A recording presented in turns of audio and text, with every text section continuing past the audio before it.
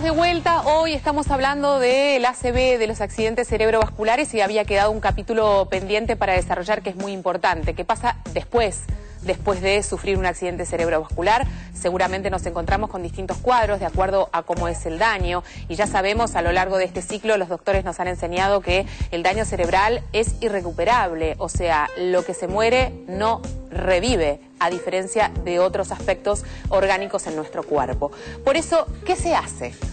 Por ahí, retomando un poquitito lo que decías, no revive, pero el cerebro tiene una gran capacidad que se llama plasticidad cerebral. Y es que las neuronas adquieran funciones diferentes para las que estaban programadas. Y eso, en definitiva, es lo que uno hace cuando trabaja en la rehabilitación. Perfecto. Ahora, normalmente lo que más se ve en una ACV son las hemiplejías, que son las parálisis de un lado del cuerpo. Y esta parálisis es siempre cruzada al lado del cerebro que se afectó. Esto quiere decir, si la lesión está del lado izquierdo en el cerebro, voy a tener una hemiplejía del lado derecho.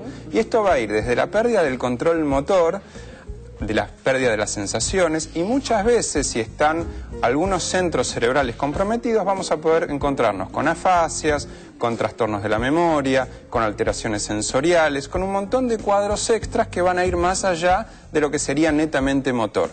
Y normalmente tendríamos que diferenciar que el paciente va a pasar por 3 estadios, que va a ser un periodo comatoso, donde va a estar en coma, después va a tener un periodo flácido, que normalmente la parálisis es flácida, no hay resistencia al movimiento. Si por ejemplo uno le levanta el brazo al paciente, cae como un péndulo, y esto va a progresar hacia una rigidez, que por un lado es bueno, porque esa rigidez nos va a permitir que el paciente pueda pararse y caminar, pero al mismo tiempo va a entrar en patrones que son típicos, que es lo que se ve normalmente en la calle cuando vemos a una persona hemipléjica, que es el miembro superior en flexión, con el codo doblado, la mano flexionada y doblada, la pierna extendida con la punta del pie hacia abajo. Ahí vemos una imagen, un gráfico de lo que normalmente encontraríamos. Y esto hay que ir trabajándolo desde el día 0, cuidando las posiciones en la cama, fundamentalmente porque en un inicio ese miembro, ese lado del cuerpo va a estar olvidado, va a estar perdido. Y esto es muy importante para que una rehabilitación posterior tenga mejores resultados. Claro. Entonces los cuidados en la cama son fundamentales, tratar que el miembro afectado nunca quede hacia atrás, tratar de ponerle almohadas para que quede alineado con el resto del cuerpo, que quede simétrico. Es muy importante que el paciente con la mano sana busque la mano enferma y entrecruce los dedos, buscar la simetría del cuerpo. Ale, ¿todas las personas pueden recuperarse o de acuerdo al daño la recuperación es limitada? El pronóstico va a depender del daño que tuvimos. Cuanto mayor sea el daño, el pronóstico va a ser peor. Perfecto. Pero esto felizmente e infelizmente no es matemática, y nos encontramos con cuadros por ahí que uno prevería un pronóstico reservado, y la capacidad del paciente de recuperación ya es tan grande que consigue tener una recuperación mucho mejor. Y esto es muy importante porque son tratamientos largos, donde el paciente, ten en cuenta que un paciente que sufre una ACV es algo muchas veces momentáneo y pasa del día a la noche, de ser una persona totalmente competente en lo que hace en su vida diaria, a encontrarse discapacitado e imposibilitado de todo. Entonces es muy importante el estímulo de la familia, trabajar constantemente con ellas, y se le va a tener que enseñar, Dolores, absolutamente todo, desde el girar en una cama, para sentarse, para recuperar equilibrio, para pararse, para poder aprender a caminar nuevamente y después reintegrarse nuevamente a su vida diaria. Bueno, esto que acaba de mencionar Alejandro es fundamental, y es de lo que estaremos hablando con Valeria en un ratito nada más, que también encuadra todo el aspecto psicológico, que es aprender a pedir ayuda, aprender a aceptar lo que a uno le está pasando, tener la sensación siendo adulta que somos niños de vuelta y que tenemos que empezar todo de nuevo.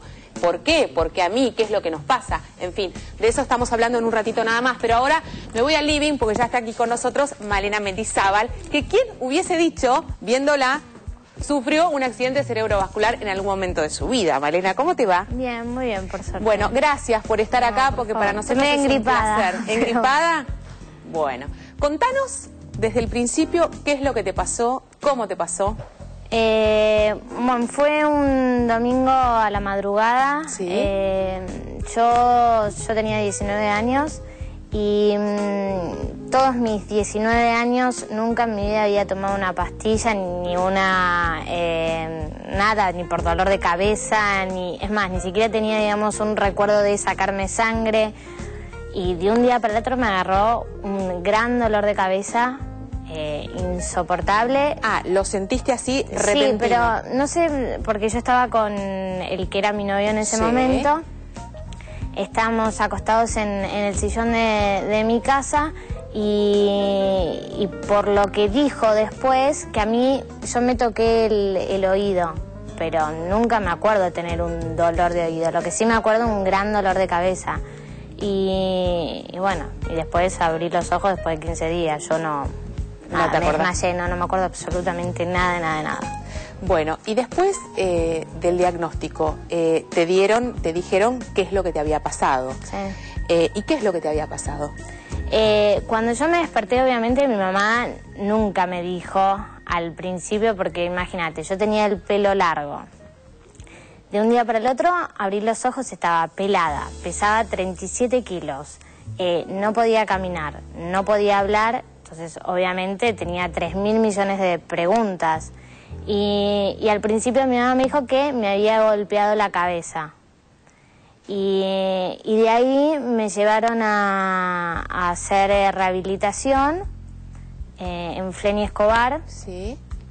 Y ahí mamá me empezó a contar más o menos lo que me había pasado, pero desde un principio no me dijo, no me habló ni de derrame cerebral ni nada, no. Cuando vos abriste esos ojitos que vos bien recién describiste, te encontraste pelada, pesando 37 kilos, viendo a tu mamá que seguramente estaba parada al lado de tu cama. Sí, igual yo no te puedo decir qué día me desperté y qué sentiste cuando pero me refiero, esta sensación de grandes dudas, de grandes preguntas, ¿te generaron así como una terrible angustia o cómo, digamos, cómo atravesaste ese primer proceso? Mira, yo te cuento desde lo que me dijo mi mamá, porque en esas situaciones, o sea, estás consciente, pero, o sea, estás mini consciente. Perfecto. O sea, semi-consciente, mejor dicho. Sí, obvio. Entonces, mamá me había contado que a mí me agarraban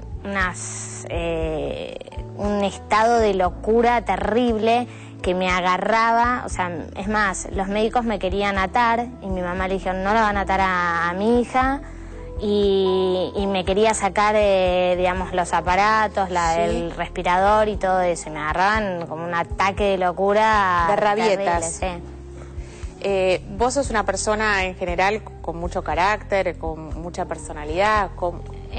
Sí, igual, o sea, hay un antes y un después de lo que te del pasó. derrame, sí, totalmente. En todo sentido, desde el cambio de gusto de comida hasta cómo te tomás la vida, o sea, actitudes, todo. O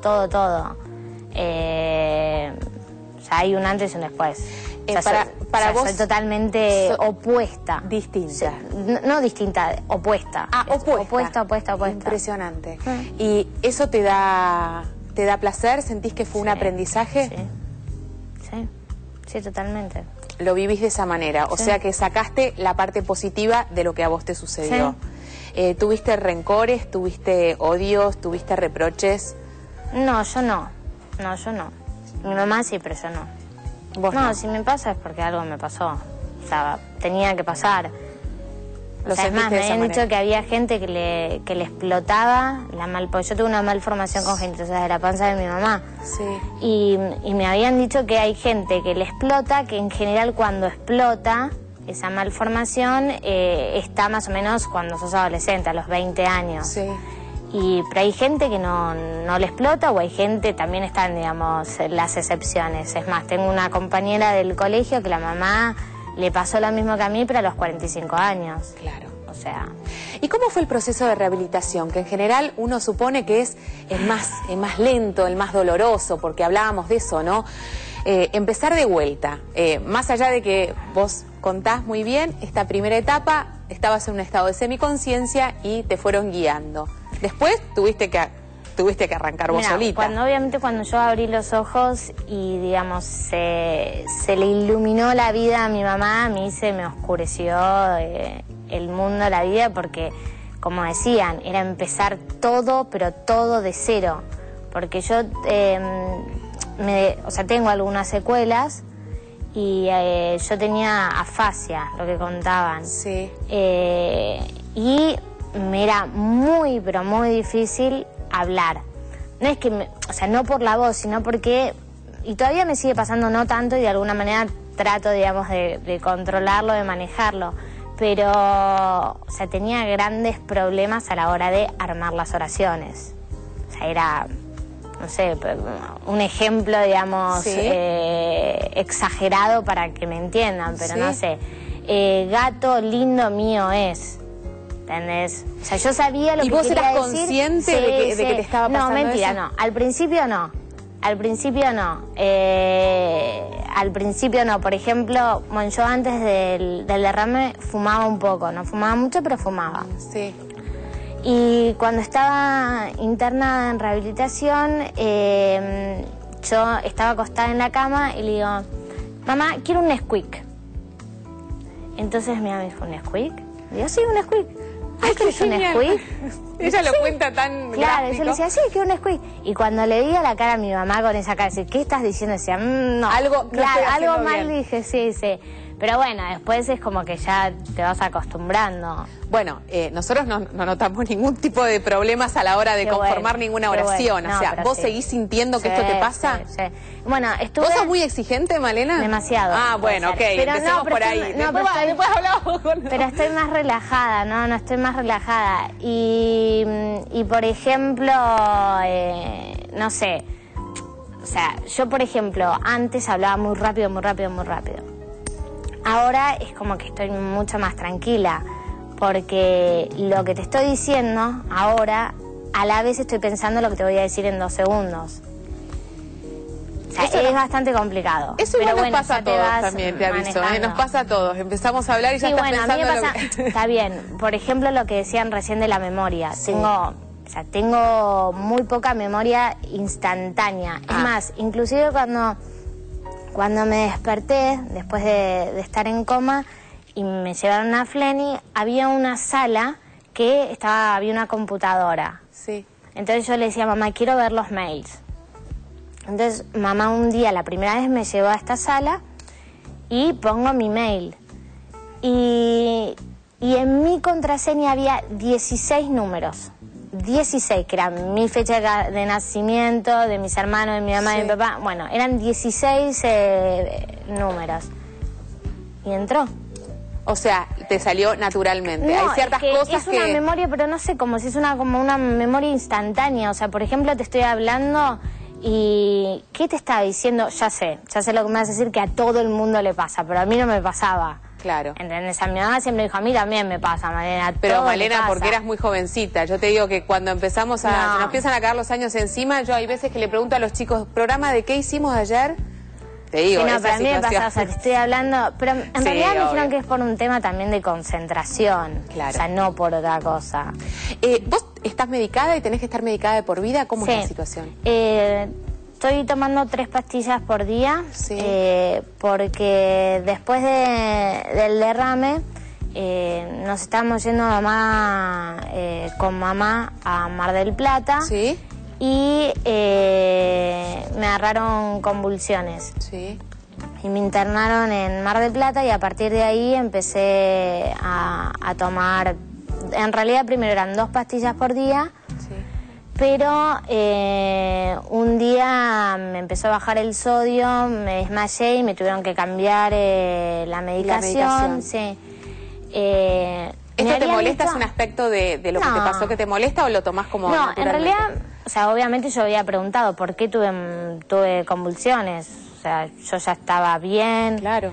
Entonces me habían dicho que hay 2 causas por las cuales te puede pasar eso. Y me decían que eran por dormir poco, que para los médicos dormir poco es menos de 8 horas. Por ende, es muy difícil un jueves, dormir 8 horas. Pues al día siguiente me despierto, voy a la facultad, entonces me tendría que dormir a las 11 de la noche y es muy difícil que me duerma a las 11 de la noche. Pero bueno, estoy medicada. Y el otro motivo es las luces psicodélicas, creo que es, de los boliches. Sí. Digamos, eso también me causaba convulsiones. Bueno, te tocó toda. Viste que decían que los dibujitos animados en un momento se había presentado una alerta para los chicos que podía generar convulsiones. ¿Qué le dirías a aquellos que, más allá de lo que a vos te pasó, que es una situación congénita, como vos bien lo decís, muchas otras personas tienen que ver con la falta de cuidado y con la falta de prevención y con esto de no tomar conciencia de que hay ciertas situaciones en la vida que pueden generarte esto? ¿Qué aprendizaje, qué mensaje darías vos? Mira, las cosas pasan y por algo pasan. Yo después del derrame siempre lo digo con mis amigos, con mi mamá, con mi gente. O sea, yo después del derrame tenía como dos opciones. O quedarme, digamos, en el papel de pobrecita, porque cuando yo tuve el derrame tenía 19 años. O la otra es, nada, te pasó y seguí, y no importa las secuelas, que no te salgan las palabras, tenés que seguir, porque bueno, de eso se trata la vida. Obviamente. Así que no, yo por suerte creo que tomé el buen camino y bueno. Y acá estás. Acá estoy. Vivita y coleando, que eso es lo más importante. María, la mamá de Malena, escribió este libro justamente contando su experiencia, que como bien dice Malena, cuando ella despertó, a María se le iluminó de vuelta la vida y a ella se le oscureció porque se le presentó un panorama que obviamente tenía que luchar por sí sola. Esto obviamente es una experiencia vivida de una familia que ayudará y ayuda a muchísimas familias. Los que compren este libro, todo lo que se gana es donado al Hospital Garraham. Así que aparte... Es una parte, ¿no? Es una parte de, sí, al Garraham. Al Garraham, con lo cual también es algo importante a destacar. Gracias, Malena. Ha sido un placer tenerte. Bueno, que te vaya muy, pero muy bien. Muchas gracias. Bueno, hacemos una pequeña pausa. Ya estamos de vuelta. ¿Sabías que lo que se conoce como ACV es una patología encefálica que constituye un problema de salud pública a nivel mundial por diversas razones? Entre ellas se encuentran la elevada incidencia y sus secuelas, que incluyen la discapacidad de la misma, además de ser una enfermedad cuyos factores de riesgo son, en su mayoría, prevenibles o modificables.